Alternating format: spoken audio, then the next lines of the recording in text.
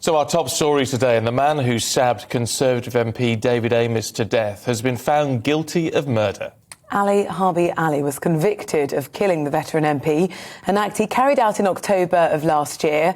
Now, the jury just took 18 minutes to decide its verdict. Now, he was also convicted of plotting to kill other high-profile members of Parliament, including the Deputy Prime Minister Dominic Raab, the Levelling Up Secretary Michael Gove and Defence Secretary Ben Wallace, as well as the Labour leader Sir Keir Starmer.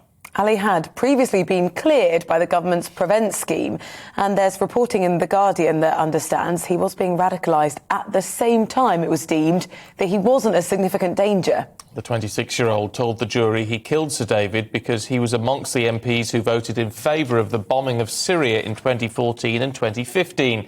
He added that he did it to send a message to other MPs. Well, joining us in the studio now is the former head of the National Counter-Terrorism Security Office, Phillips. Thank you very much for joining us. One of the real concerns is the language being used to describe Harbi Ali is that he was a homegrown terrorist, radicalised at home, exacerbated by then being in the pandemic, downloading documents onto his computer. And this happened when there already had been alarms raised about him. Good morning, Rosie. Yes, absolutely. I mean, he's an ideal example of someone that's been radicalised at home.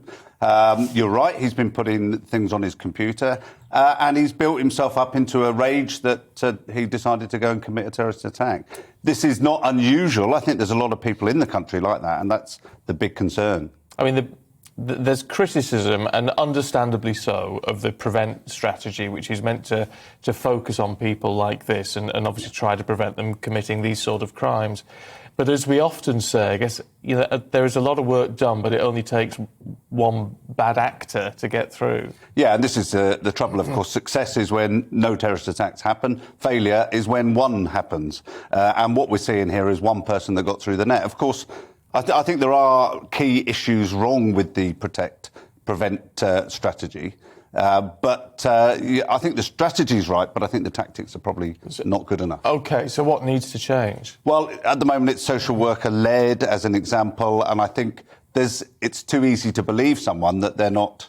That if you ask someone if they're a terrorist or not, and they say no, you can't just walk away from that. You've got to keep going. You've got to keep the investigation going. How do you identify the warning signs, though? Because he wasn't posting his views on social media. He was actually quite private about them. But yet this is someone who, for about 5 years, for a long period of that time, was wandering around with a knife with him in case there was the opportunity to commit one of these acts. And this is the key issue that I think police social workers have, is that if you don't exhibit the signs, the outward signs, that you are going to do something really bad, then perhaps you get put to the back of the list. And there are literally hundreds of people on this Prevent strategy. There's thousands of people that are of concern to the police. So they have to risk assess who is the most likely person to commit a terrorist attack at any given time. The problem with a case like this, I guess, in terms of how counter-terrorism officers look at it, is that it will inevitably encourage others, won't it? When they see someone doing something like this, it then pushes them even further. Yeah, absolutely, and we've seen that time and time again. There's copycat offences, and of course, as you say, this is such an easy thing to do. You've got a knife in your cupboard, you've got a car, you could go out and do an offence like this. So it's a real concern that you will have copycat offences, and of course, the police are never going to be able to watch everyone out there that's a threat. There was real concern over the pandemic, with lots of people trapped at home spending far higher degrees of time online, on these online groups. How much is that being used as a bit of an excuse for what's happened? I don't think it's an excuse. I think it is a real issue. I think people tend to be radicalised these days over the internet. It's very difficult to monitor people's internet usage. And I think, as I said before, I think there are other people out there that are equally as worrying, who probably aren't being watched as much as they should be. Prevention obviously is key to all of this, as we know, but so is protection. And where does this leave MPs and other high-profile figures who may now be at threat? Yeah, I'm glad you said that, other high-profile figures, because, we concentrate on what's happened. And, of course, MPs have been attacked. And this man was going to attack an MP, but it could have been someone else in the public eye. And I think the MPs have been very complacent. I think you have to protect yourself. There are all sorts of advice documents that are available for MPs that really, unfortunately, aren't being used properly, and I think that needs to be done. But how, for example, do they run a surgery to try and prevent something like this happening? Well, of course, someone with a knife, someone with a gun, it's very difficult to stop that. Someone with a bomb. I mean, we've seen MPs in other countries being attacked with bombs. Sorry, you said they've been complacent, these MPs. What do you think they should do in addition to what they already are? Well, they've got some guidelines to follow, and clearly that wasn't being followed on this during this attack. They should be, yes, making appointments for people to come in, doing some background checks on those people, but also making sure that they're in a room that they can escape from, that they've got someone else in the room with them.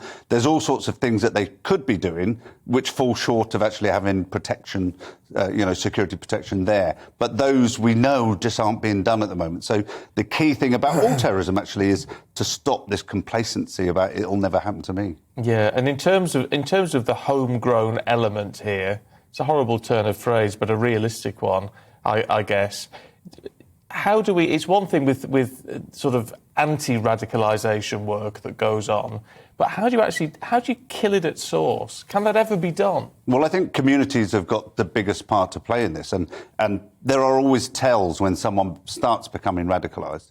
And those need to be reported to the police, the social services, and then there needs to be a really good, defined set of actions that go forward then to take this person and to make sure they don't become further radicalised, to go further down that line. And I think the thing is, the strategy is probably right, the tactics are not right, and tactics come from having enough people to do the job, the right people that don't just believe someone that says, I'm no longer a terrorist. So I think that all this needs to be improved on.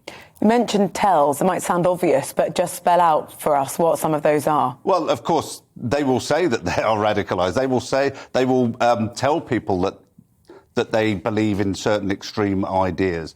They will certainly sometimes show that, whether it's by growing a beard in this instance or other ways. So there's lots of ways that it will raise suspicions that they are becoming an extreme person in towards terrorism, and that's when the authorities need to come in to make sure that they then deal with that person properly. Yeah. OK. Chris Phillips, really good to talk to you this morning. Thank you very much indeed.